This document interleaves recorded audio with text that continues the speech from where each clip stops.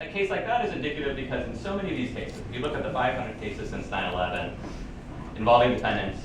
who are charged with terrorism, we can identify a few, like Najib al-Azazi came close to bombing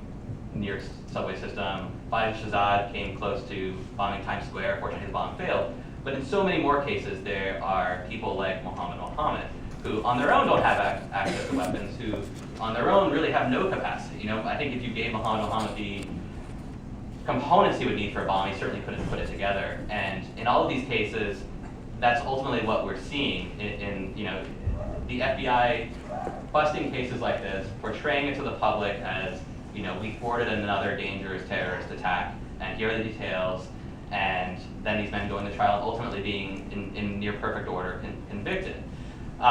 What I talk about in the book is that I don't think this is necessarily some evil conspiracy by the FBI, that there's people at the top level of the FBI who say, you know, we want to really, you know, stick it to the Muslim community, and we want to really, you know,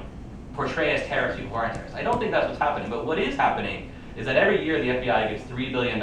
for terrorism, which is the largest part of its budget. It's more money than the FBI receives for organized crime, for financial fraud, for areas that were typical of FBI investigation. And the FBI really can't spend $3 billion and come back to Congress and say, hey, you know, we spent all your money and we didn't find any terrorists.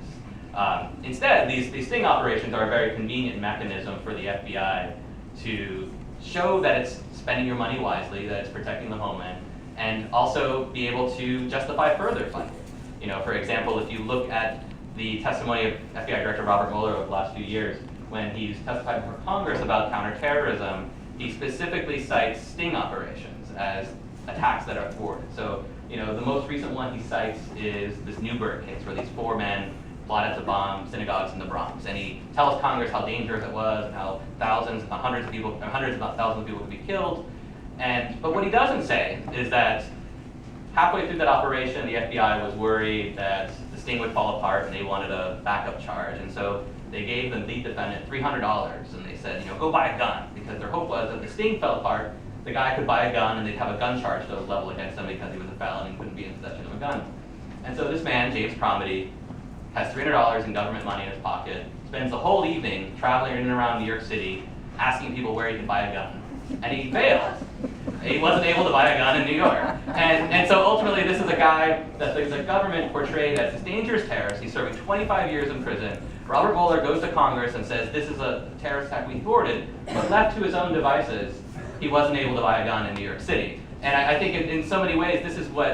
that speaks to the level of sophistication of many of the people who are drawn into these terrorism sting operations. And what I make the argument in the book is that this is really a bureaucratic problem, that we have